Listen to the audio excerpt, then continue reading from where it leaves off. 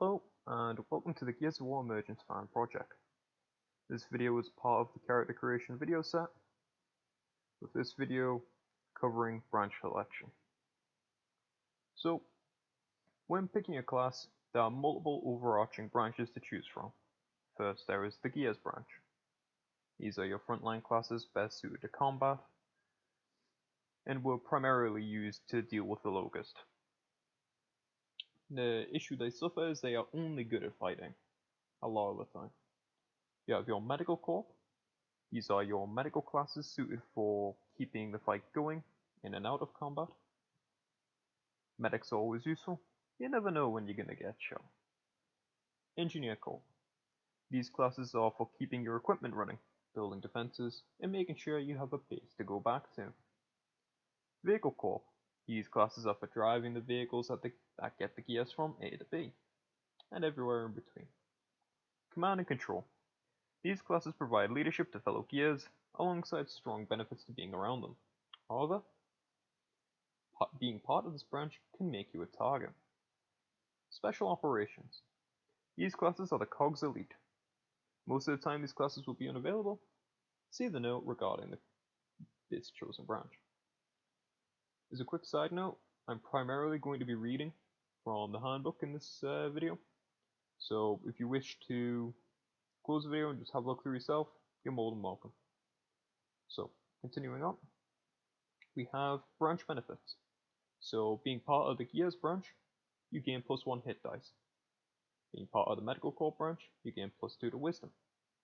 Being part of the Engineer Corps, you gain +2 Intelligence and +1 Con. Being part of the Vehicle Corps, you gain +2 Dexterity. Being part of the Command and Control branch, you gain +2 Charisma, +1 Intelligence, and +2 to Initiative. Special Operations. Being part of that branch means you have +2 to your Intelligence and +1 hit dice.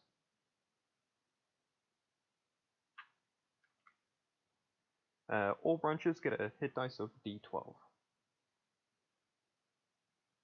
So, continuing on, the next part of this video, like I said earlier, is going to be me reading off each class under their specific branch.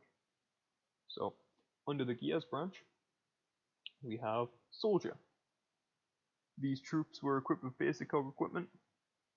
The Soldier is the most common out of all the Gear branches, and saw fighting all throughout the Locust conflict. The Soldier is best suited to frontline combat, relying heavily on their rifle, from the old Lancer Mark 1 and its bayonet to the new Lancer Mark 2 and its chainsaw. Soldiers are trained heavily to utilize these weapons to the best of their ability. Grenadier. These troops were equipped with Grenadier COG equipment. The Grenadier saw use throughout the Pendulum Wars. With the necessity to close E-holes in the Locust War, Grenadier saw wider use, carrying more grenades than the regular troops and being deployed in most engagements. These troops were specialized to make use of grenades.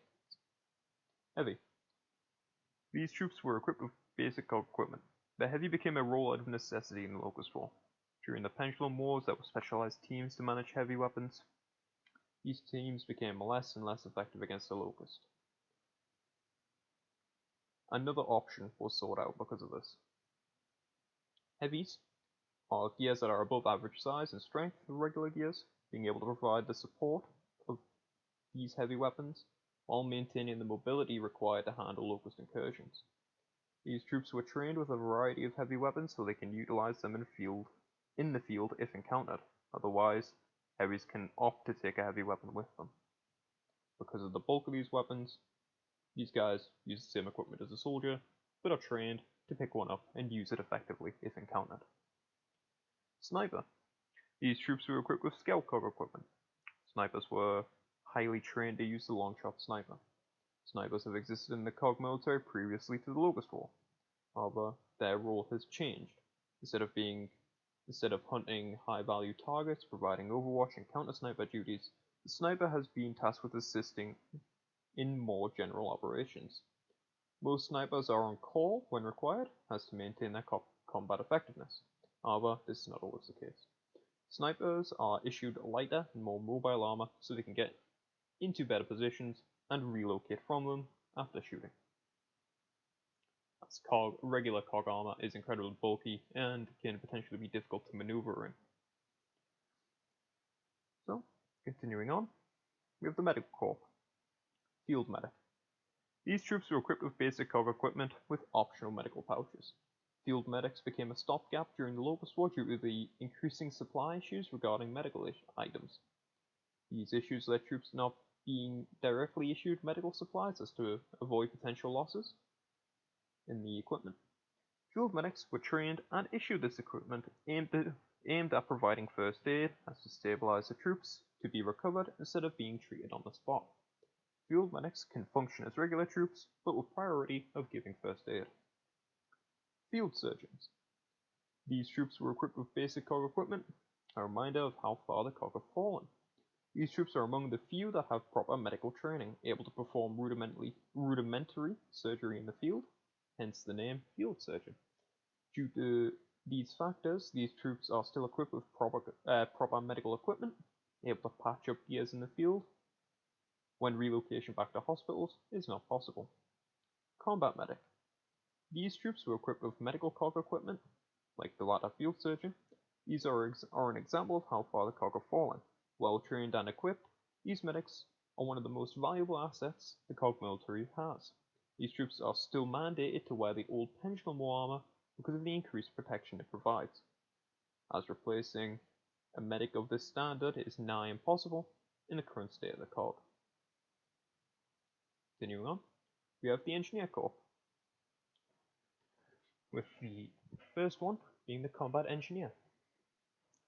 These troops were equipped with basic COG equipment. The Combat Engineer is a hybrid of a soldier and an engineer, focused around building and repairing battlefield fortifications, tasked with fortifying COG outposts and positions of importance. Next is the Field Engineer.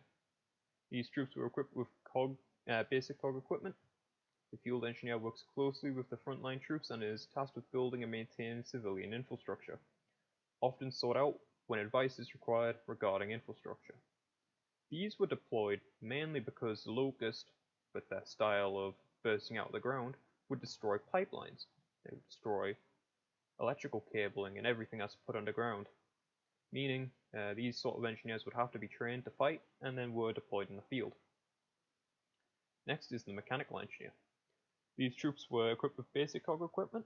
The Mechanical Engineer is a soldier who has an affinity with working with tools and machinery, and is often tasked with making parts from subpar materials and aiding in the location of replacement parts. Electrical Engineer. These troops were equipped with basic COG equipment.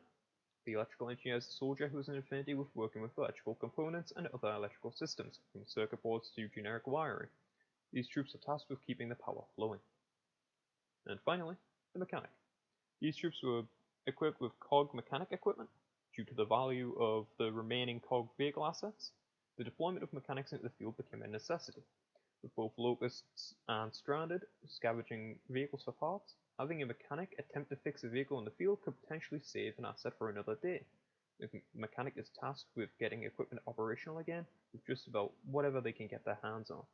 Long gone are the days of abundance of equipment. Next, we have the Vehicle Corps. Pilot. These troops were equipped with COG pilot equipment. The pilot is one of the more valuable assets the COG military has to offer. Anything that flies, these men and women are trained in it, primarily in rotor-based aircraft. Gone are the days of fixed-wing aircraft. Driver. These troops were equipped with basic COG equipment. Drivers handle the day-to-day operation of COG ground vehicles. These troops are trained to be able to drive the ground vehicles the COG employs across all terrain and environments. A lot of the time, roads are not the best option. Vehicle Gunner. These troops were equipped with basic COG equipment. Vehicle Gunners are trained to operate the heavy weaponry COG vehicles often employ, from targeting, range finding, and of course, firing the weapon. Loader. These troops are legacy troops, and were employed during the era where the COG fielded larger battle tanks. These troops were equipped with basic COG equipment, acting as the loader for large caliber weaponry, trained in the operation and optimization of shells or rounds for these vehicles. Weapon Systems Operator. These troops were equipped with COG pilot equipment. These troops are similar to vehicle gunners, but instead are trained to operate weaponry of airborne vehicles, those found on Ravens, for example. The next branch is the Command and Control. Squad Leader. These troops were equipped with basic COG equipment. Squad leaders are few in number due to the difficulty of training an effective leader, alongside Locust tactics. Squad leaders are the centerpiece of the COG ground forces. The presence of a squad leader can have a drastic effect on the battlefield. Squad sergeant. These troops are equipped with basic COG equipment. Squad sergeants are a step down from the squad leader, often required for larger squad operations. The squad sergeant connects more with the troops around them, allowing them to have an inspiring effect, often well trained and disciplined. Vehicle commander. These troops were equipped with basic COG equipment. Vehicle commanders are the leader for a vehicle crew, such as a tank, in charge of leading and directing the vehicle inside and outside of combat, being deeply trained in their understanding of armored warfare. Crew chief. These troops were equipped with basic pilot equipment. Crew chiefs are the leaders for airborne vehicle crews, such as a Raven, in charge of leading the crew from the air, alongside being tasked with keeping the crew and the vehicle itself operational.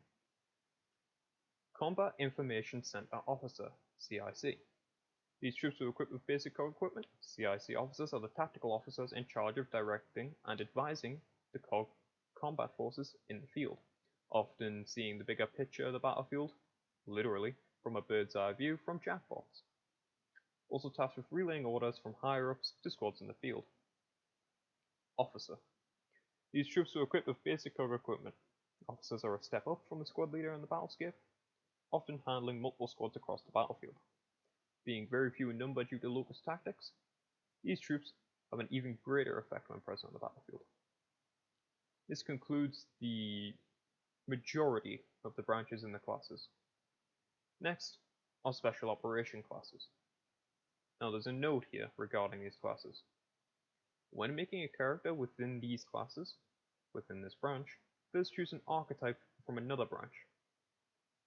These will be used until the character reaches the level prerequisite of these branches, as this represents the role or class within that special operations branch, such as training in that field. As such, utilizing the level of other classes until reaching the level requirement of the special operations archetype, then switching to using the special operations leveling, maintaining any benefits from the starting class.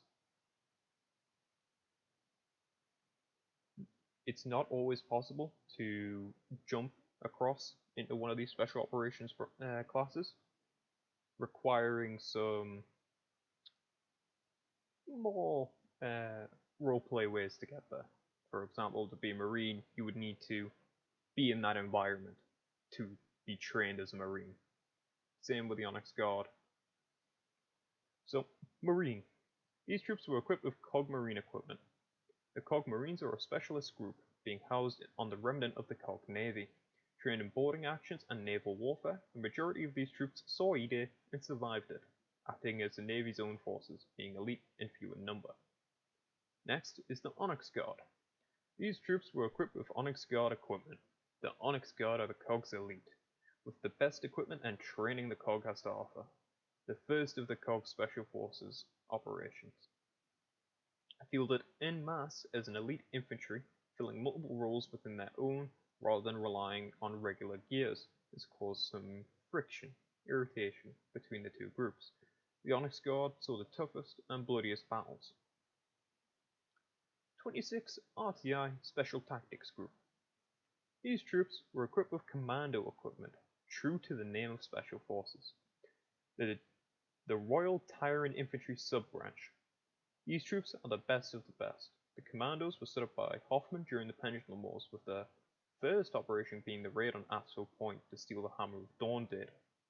The success of this operation cemented the effectiveness of the commando program. Most of those who served in that operation are still fighting the Locust to this day. So that covers all the branches.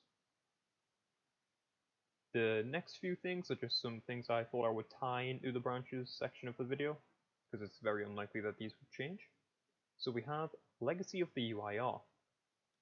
The UIR fell to the Locust during the Locust War, after refusing to use their chemical weapons against the Locust in a joint strike with the COG chairman, Prescott, set into motion the Hammer Strikes. Few remnants of the UIR survived these.